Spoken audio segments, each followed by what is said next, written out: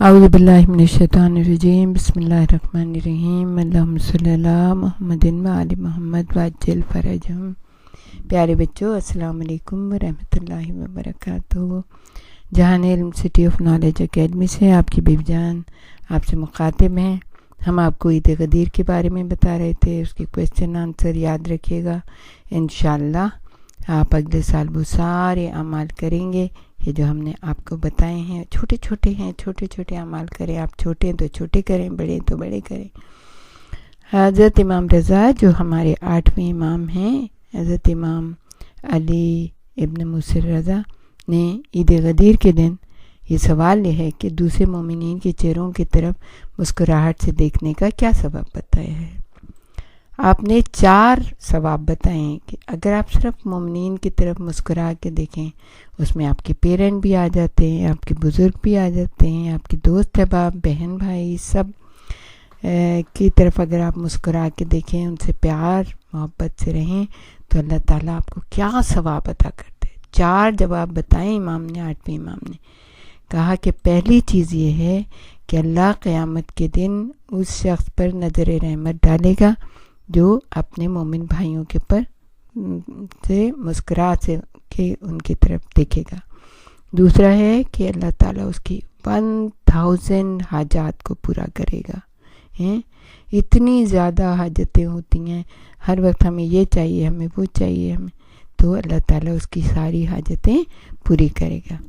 پھر اس کے لیے 3rd کیا بتایا آپ نے کہ چھوٹی سی چیز ہے مسکرا کے دیکھنے کا، مگر بہت بڑی بات ہے، اس لیے کہ اگر 2 لوگ آپس میں ناراض ہوئے ہیں اور ایک دوسرے کی طرف مسکرا کے دیکھیں اور عید کی مبارکباد دیں اس کو ایک دوسرے کو، تو ساری ان کی جو دل کی کدورت ہے وہ دور ہو جاتی ہے اور ساری چیز ختم ہو جاتی ہے۔ تو پروردگار عالم تیسری چیز کیا ان کے لیے کرے گا؟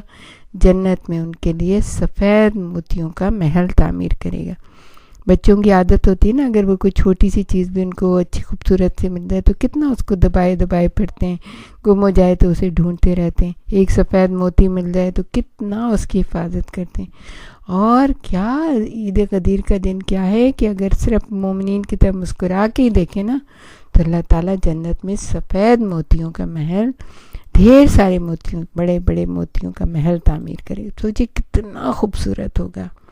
اور پھر چوتھی چیز امام علی رضا نے کیا بتائی کہ اس کے چہرے کو خوبصورت بنا دے گا، یعنی نورانی کر دے گا اس کے چہرے کو، اس کے چہرے پہ نور آ جائے گا تو وہ ہر ایک کو بہت خوبصورت لگنے لگے گا۔ ٹھیک ہے، اچھا اب ایک اور سوال آپ سے کرتے ہیں بچوں۔ عید غدیر کے عہد میں جو ہم عید غدیر کے دن ایک دوسرے سے کرتے ہیں، مومنین ایک دوسرے سے کیا وعدہ کرتے ہیں؟ کیا وعدہ کرتے ہیں آپ کو پتہ ہے؟ آپ نے کبھی صیغہ اخوت پڑھا ہے؟ سب کے ساتھ مل کے گھر والوں کے یا اپنے دوستوں کے یا اپنے مجلس میں میلاد جو ہوتا ہے اس میں اگر پڑھا ہے، اگر نہیں پڑھا تو چلیں اس کا جواب ہم آپ کو بتاتے ہیں کہ اگر میری شفاعت ہو جائے، یعنی اللہ تعالیٰ مجھے اس کا موقع دے کہ مجھے شفاعت کے منصب پر کھڑا کرے اور مجھے جنت میں جانے کی اجازت مل جائے تو میں اس وقت تک داخل نہیں ہوں گا جب تک کہ تم میرے ساتھ نہیں ہوگے، یعنی ایک دوسرے کا ہاتھ پکڑ کے کہتے ہیں ٹھیک ہے۔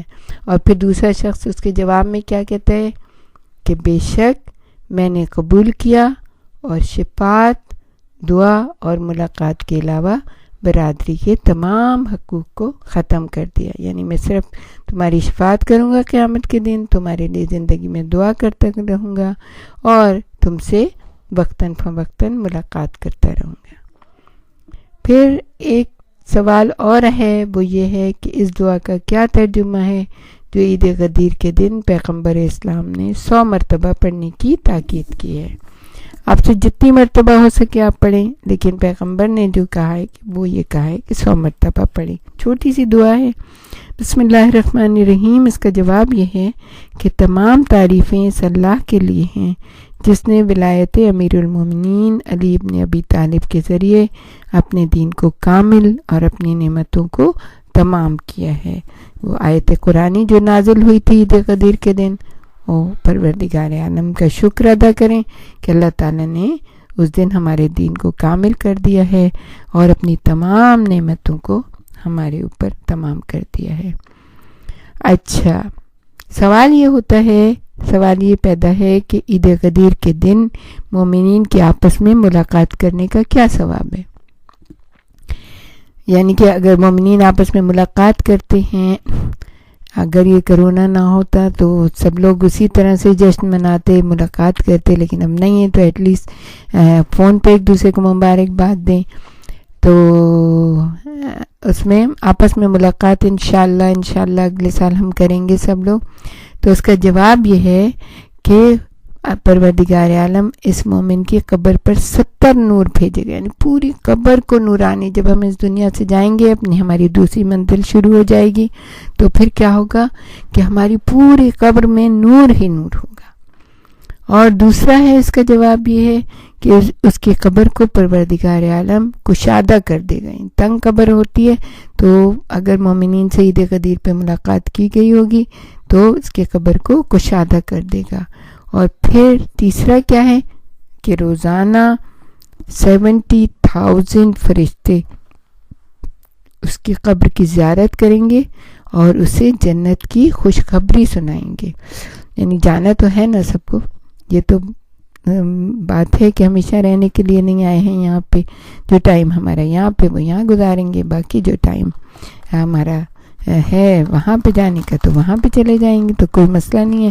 لیکن 70,000 فرشتے، 70,000 فرشتے ہماری قبر میں ہماری زیارت کریں گے اور جنت کی خوشخبری سنائیں گے. یہ سب عید غدیر کے دن کے ثواب ہیں. چھٹے امام، ایک سوال اور آ گیا کہ چھٹے امام جعفر الصادق علیہ السلام نے عید غدیر کے روزے کا کیا ثواب بیان کیا ہے. یعنی اتنا زیادہ ثواب ہے کہ امیجن بھی نہیں کر سکتے ہم کہ روزہ رکھنے کا کیا ثواب ہے. ہم آخر رمضان میں بھی تو روزے رکھتے ہیں نا، تو کیا ہوا اگر عید غدیر کے ایک دن کا روزہ رکھ لیا تو؟ اس کا جواب آپ کو پتہ ہے کیا ہے؟ ہر سال 100 حج اور 100 عمرے کا ثواب ہے. امام جعفر الصادق نے کہا عید غدیر کے روزہ رکھ کے آپ گھر بیٹھے 100 حج اور 100 عمروں کا ثواب لے سکتے ہیں. مولا علی نے بھی، ایک سوال یہ ہے کہ مولا علی نے عید غدیر کے دن روزہ رکھنے کا کیا ثواب بیان کیا ہے. تو مولا علی نے کہا، انہوں نے جو جواب دیا ہے عید غدیر کے دن روزہ رکھنے کا، کہا کہ اگر کوئی شخص قیامت تک زندہ رہے اور تمام دنوں میں روزے رکھے، تب بھی اس کا ثواب غدیر کے دن ایک روزہ رکھنے سے کم ہوگا. سوچیں آپ ذرا، امام نے کیا بتایا. عید غدیر کا روزہ کتنا زبردست ہے کہ اگر کوئی شخص قیامت تک زندہ رہے، تمام دنوں میں روزے رکھے، تب بھی اس کا ثواب غدیر کے دن ایک روزہ رکھنے سے کم ہوگا. اور یہ تمام ثواب کس وجہ سے؟ اس لیے کہ ہم نے مانا، ہم نے تسلیم کیا جو رسول جن کے حوالے ہم کو کر کے گئے تھے. ہم نے اپنے آقا اور مولا کو، امام علی کو بحیثیت امام، بحیثیت ہمارے مالک، ہمارے آقا، ہمارے رہبر، ہمارے رہنما، ہم نے اپنے مولا تسلیم کیا ہے. پھر سوال یہ ہے کہ جو شخص عید غدیر کے دن حضرت علی علیہ السلام کی قبر پر حاضر ہو کر زیارت پڑھے، اس کا کیا ثواب ہے؟ یعنی اگر ہمیں موقع ملے اگلے سال ہم عید غدیر پہ مولا علی کی قبر پہ حاضر ہو کے زیارت پڑھیں تو اس کا کیا ثواب ہمیں ملے گا؟ تو اس کا جواب یہ ہے کہ اس کے 60 سال کے گناہوں کو پروردگار عالم معاف کر دیتا ہے، کیونکہ اس نے زیارت کی امام کی، اس نے اپنے آپ کو پہنچایا اس مقام کے اوپر، وہاں جا کے زیارت کی. اچھا، ایک اور سوال ہے، وہ کون سی مشہور زیارت ہے جو عید غدیر کے دن ان لوگوں کو خاص طور پر پڑھنی چاہیے جو دور سے حضرت علی کی زیارت پڑھ رہے ہوتے ہیں؟ مشہور زیارت ہے، بہت بہترین زیارت ہے، اور روزانہ بھی پڑھ سکتے ہیں ہم. بہترین جب آپ کو حضرت علی کی یاد آئے، مولا کی یاد آئے، آپ وہ زیارت پڑھ سکتے ہیں. وہ کون سی زیارت ہے جو خاص طور پہ جو دور سے پڑھ رہے ہوتے ہیں؟ ہم جیسے کوئی کینیڈا میں بیٹھا ہوا ہے، کوئی پاکستان میں ہے، مولا کی زیارت پڑھیں. وہ زیارت کون سی ہے؟ وہ زیارت ہے امین اللہ، زیارت امین اللہ. بہت مشہور، چھوٹی سی زیارت ہے لیکن بہترین زیارت ہے، ضرور پڑھیں. جب بھی آپ کو مولا کی یاد آئے آپ زیارت امین اللہ پڑھ لیا کریں. اچھا، ایک اور سوال ہے، وہ یہ بتائیے وہ کون سے امام تھے جو عید غدیر کے دن مومنین کے لیے اچھے اچھے نئے لباس، انگوٹھیاں اور ان کو بہترین جوتے بھجوایا کرتے تھے؟ کون سے امام تھے؟ اتنا اہتمام کرتے تھے عید غدیر کا، خود بھی نیا لباس پہنتے تھے اور مومنین کے لیے بھی نیا لباس بھی بھیجتے تھے، انگوٹھیاں بھی، اور جس جگہ مولا رہتے تھے وہاں پہ بہت اچھے جوتے بنتے تھے، جوتے بھی بھجوایا کرتے تھے۔ تو اس کا جواب یہ ہے کہ وہ ہمارے 8ویں امام علی رضا علیہ السلام تھے۔ تو بچوں اب ایک اور سوال ہے بہت ہی زبردست، وہ ہم سبھی کر سکتے ہیں، وہ یہ ہے کہ عید غدیر کے دن 1 درہم صدقہ دینے کا کیا ثواب ہے؟ 1 درہم اس وقت درہم ہوتا تھا، اب آپ کے پاس روپیہ ہوتا ہے، ڈالر ہوتا ہے، پاؤنڈ ہوتا ہے، جو بھی ہوتا ہے وہ آپ کے 1 درہم یا ایک اسی کے مقابلے میں جو بھی آپ کا کرنسی ہے وہ آپ 1 دینے کا کیا ثواب ہے؟ اس کا جواب آپ کو پتہ ہے کتنا زبردست ہے؟ اس کا جواب ائمہ معصومین نے بتایا 2 لاکھ 2 ملین 2 لاکھ درہم کے برابر صدقہ دینے کا ثواب ہے اس کا۔ یعنی کہ اگر آپ نے ایک پاؤنڈ دیا، 1 ڈالر دیا، 1 روپیہ دیا تو وہ 2 لاکھ سے کے برابر ہے اس کا صدقہ دینے کا ثواب۔ اچھا، ایک اور سوال آ گیا، وہ تو ہم لوگ عموماً کرتے ہی رہتے ہیں کہ اگر ہم کسی باہر والے کو نہیں بلا سکتے تو اپنے گھر والوں کی بھی ہم دعوت کر سکتے ہیں۔ سوال یہ ہے کہ عید غدیر کے دن مومنین کو کھانا کھلانے کا کیا ثواب ہے؟ کہ آپ دعوت کریں اپنے گھر میں، اپنے پیرنٹ کے لیے کوئی چیز لے آئے اچھی سی کہ آج ہماری طرف سے آپ کی دعوت ہے اور آپ سب کی دعوت کریں۔ تو اس کا جواب یہ ہے کہ تمام انبیاء اور صدیقین کو کھانا کھلانے کے ثواب کے برابر ہے۔ اچھا، سوال یہ پیدا ہوتا ہے، ایک اور سوال ہے کہ عید غدیر کے دن کا سب سے بہترین اور سب سے بڑا عمل کون سا ہے؟ سب سے بہترین اور سب سے بڑا عمل کون سا؟ ابھی آپ سمجھ گئے ہوں گے، بہت اس کے بارے میں ہم نے بات کی ہے۔ اس کا جواب یہ ہے روزہ رکھنا عید غدیر کا سب سے بہترین اور سب سے بڑا عمل ہے۔ اچھا، سوال ایک اور ہے اور وہ یہ ہے کہ عید غدیر کے دن اگر جب غسل کیا جاتا ہے، غدیر کا غسل بھی ہے نا کہ اپنے آپ کو پاک و طاہر کیا جائے، تو غسل کیا جائے تو کیا اس غسل کے بعد آقا سستانی کے فتوے میں نماز پڑھنے کے لیے وضو کرنا ضروری ہے؟